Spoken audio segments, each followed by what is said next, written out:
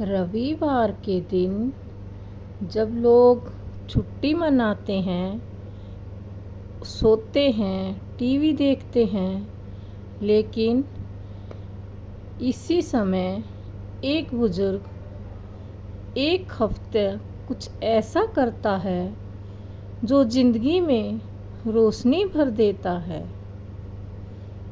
ये कहानी एक 74 साल के गजानन काका की है, जिन्होंने अकेलेपन से लड़ते बुजुर्गों के लिए कुछ ऐसा शुरू किया जो अब एक आंदोलन बन चुका है।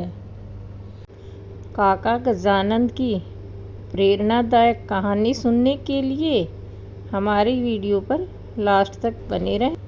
गजानन काका एक रिटायरमेंट शिक्षक हैं।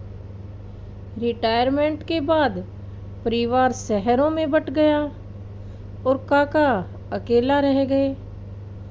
कुछ समय तक तो वो खुद को व्यस्त रखते रहे, लेकिन धीरे धीरे अकेलापन घर करने लगा। एक दिन पार्क में बैठे हुए उन्होंने देखा एक दादा चुपचाप बैठे थे। दूसरे अपनी बीमारी की शिकायत कर रहे थे। तीसरे की आंखें नम थी। तभी उनके मन में ख्याल आया, अगर मैं अकेला हूँ तो शायद और भी लोग होंगे। क्यों ना सबको एक साथ लाकर कुछ अच्छा किया जाए।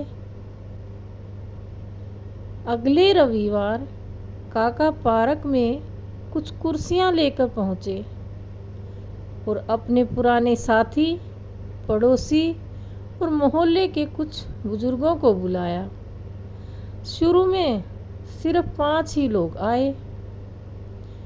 काका ने कहा, चलिए आज से हम हर रविवार एक दूसरे से बात करेंगे, हंसेंगे, गाना गाएंगे, कुछ सीखेंगे। उस दिन उन्होंने एक छोटी सी कविता सुनाई।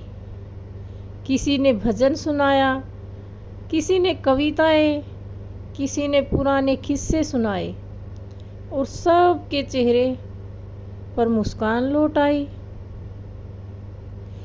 आज 1 साल हो चुका। हर रविवार सुबह 7 बजे से 9 बजे तक पार्क में बुजुर्गों की क्लास लगती है। योग, कविता, छोटी कहानियाँ और जीवन के अनुभव सब कुछ यहाँ बांटा जाता है।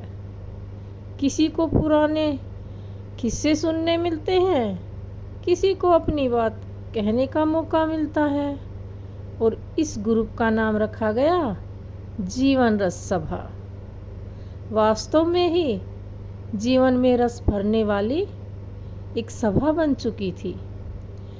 अब बच्चे भी अपने दादा दादी को वहाँ भेजते हैं ताकि वो खुश रहें। गजानन काका कहते हैं, हम बुजुर्ग हैं पर टूटे हुए नहीं हैं। जब तक सांसें चल रही हैं तब तक जीवन में मिठास ज़रूरी है। अकेले मत बैठो, किसी से मिलिए, बोलिए, बांटिए, यही जीवन रस है। उनकी कोशिश ने ये साबित कर दिया कि अकेलापन बांटा जाए